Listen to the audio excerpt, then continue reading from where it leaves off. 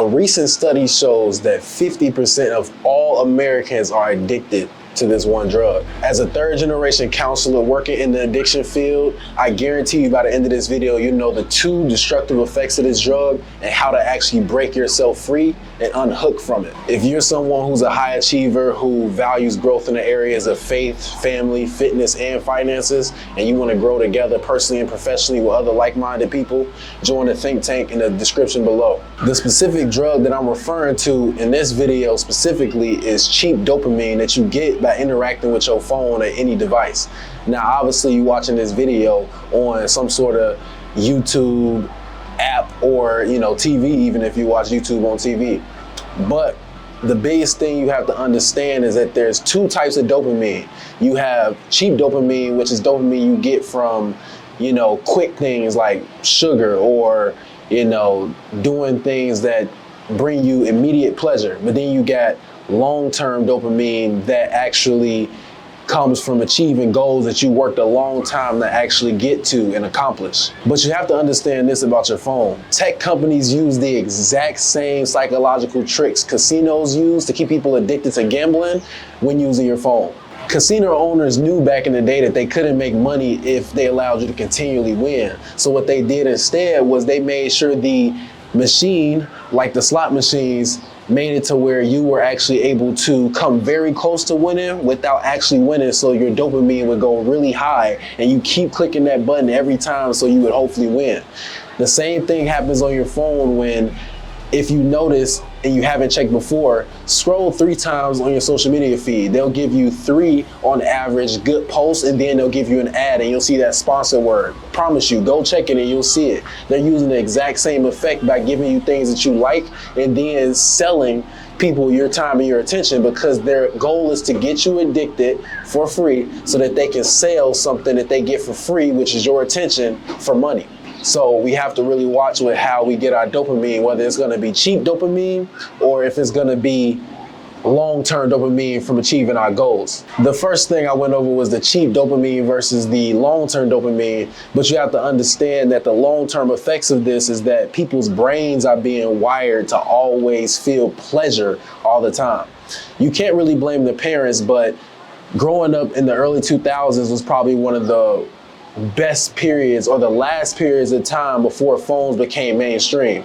If you grew up in 2010s on forwards, most parents were giving their children iPads to shut them up so that they could get addicted and hooked on cheap dopamine. Now, with that generation, anxiety rates are through the roof. A lot of mental health issues are happening, and people cannot keep focused because from the time that they were little kids growing up in the 2010s, they were hooked on getting immediate pleasure through scrolling on YouTube. And now today you see kids addicted to YouTube shorts and TikTok when they can't focus on basic things like doing their chores or anything that requires you to be long-term minded, because they're addicted to that cheap dopamine. Your brain is slowly being rewired to do stuff that's against your best interests.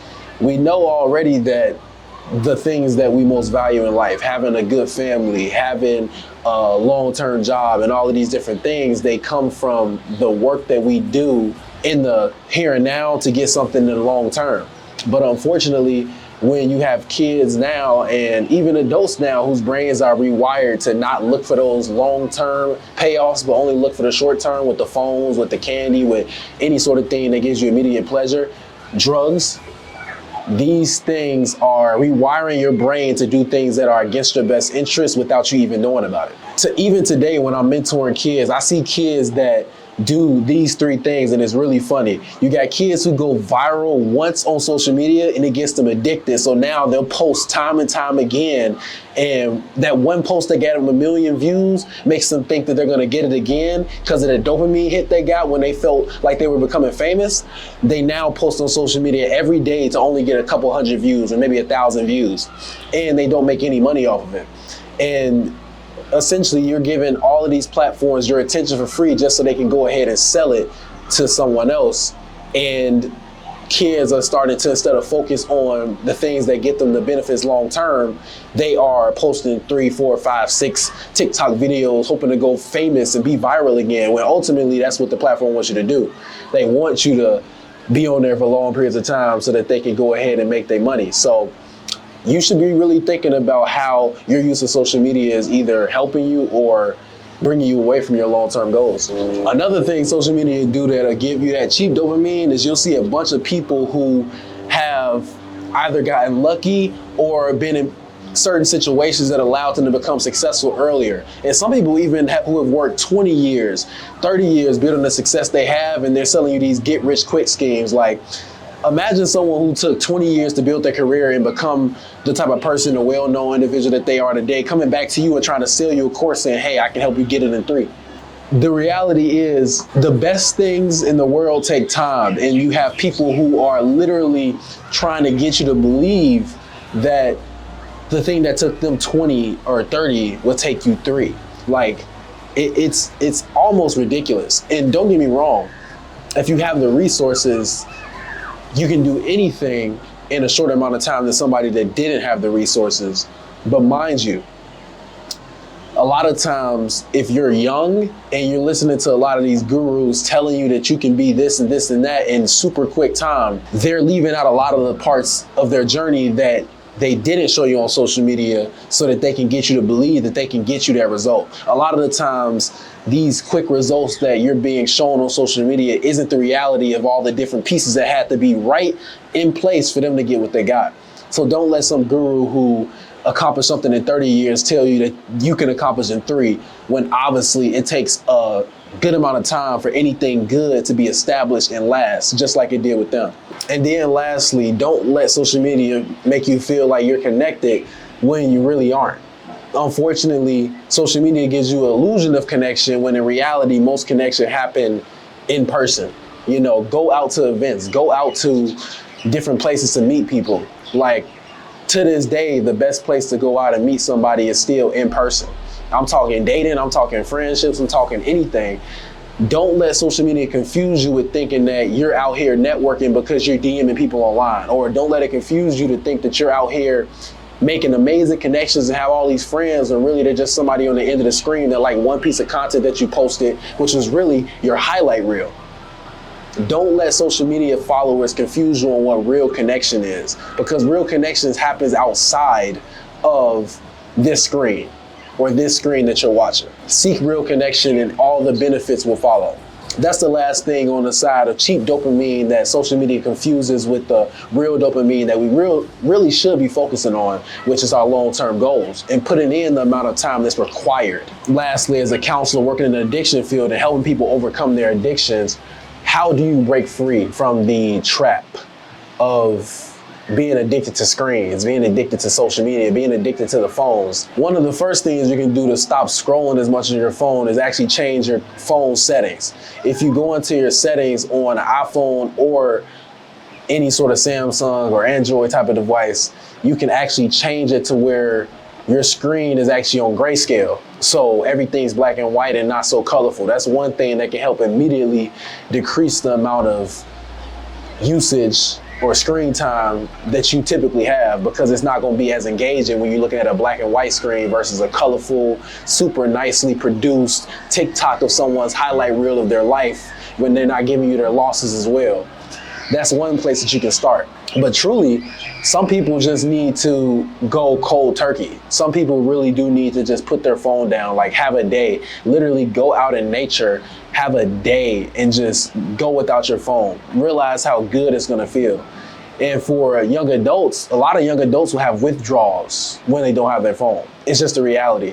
When you grow up as someone in the 2010 era and after, when tablets, iPads, phones, and all of this stuff was normal to just give to a 1, 2, or 3-year-old who still was developing their brain, you're gonna have withdrawals. You're gonna feel a little weird without your phone, and that's perfectly fine. I mean, it's perfectly fine for someone who's been addicted to drugs as well to have withdrawals and feel like they need something that they haven't had or they haven't went without for a long time. Expect it. And if you understand that this truly is a problem you have, make sure that you have time to detox. I'm still someone who scrolls to this day, but I limit my scroll time to about an hour to 2 a day. That's still a lot, if I'm being honest. I probably shouldn't be on my phone that much, screen time a day when it comes to these social media apps. but I give myself a limited amount of time to scroll and enough time to go on there, comment on people, engage in people's posts and stuff like that, whose brands I'm trying to help grow, and my own brand, so I can post and share it in my story and all of this different stuff. So make sure if you're using it for a business purpose or for a purpose to actually grow something of yours, your brand or whatever you're trying to do, of course, do that. But also make sure that you're not spending a ridiculous amount of time on your phone, because I guarantee you, anybody who you go check their screen time has a ridiculous amount of time on their phone. And one way to break free of that is to stop overcomplicating it and letting gurus think that there's always these special different steps. Like, obviously I can break things down psychologically as a counselor and say, first we're gonna start with Dimension 1 in the addiction ASAM criteria of how addiction counselors follow when it comes to treatment. Like, I can break it down in that nerdy scientific way if I want to, based on a lot of these worldly organizations. But a lot of times when you have an addiction, it's a spiritual battle. When addiction is a spiritual battle, it takes you finding something deeper in yourself and something to grasp onto and realize that you are powerful and more powerful than your addiction. And obviously we're talking about phones, but a phone addiction in today's world is just as powerful as any addiction when it comes to drugs that takes you away from reality. Because a lot of times people use drugs to escape from reality, and today people are using their phones to scroll and escape from their day-to-day reality as well. So it's the same. Don't minimize the problem just because you want to feel better than someone else. That's the end of it.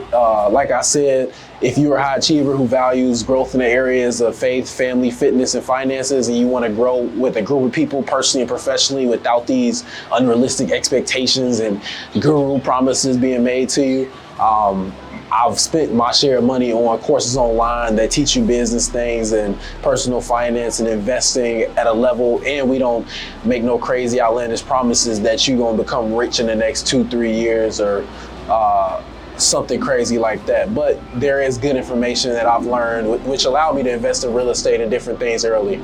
But have a blessed rest of your day. If you'd like to join the think tank, link in the description, and peace.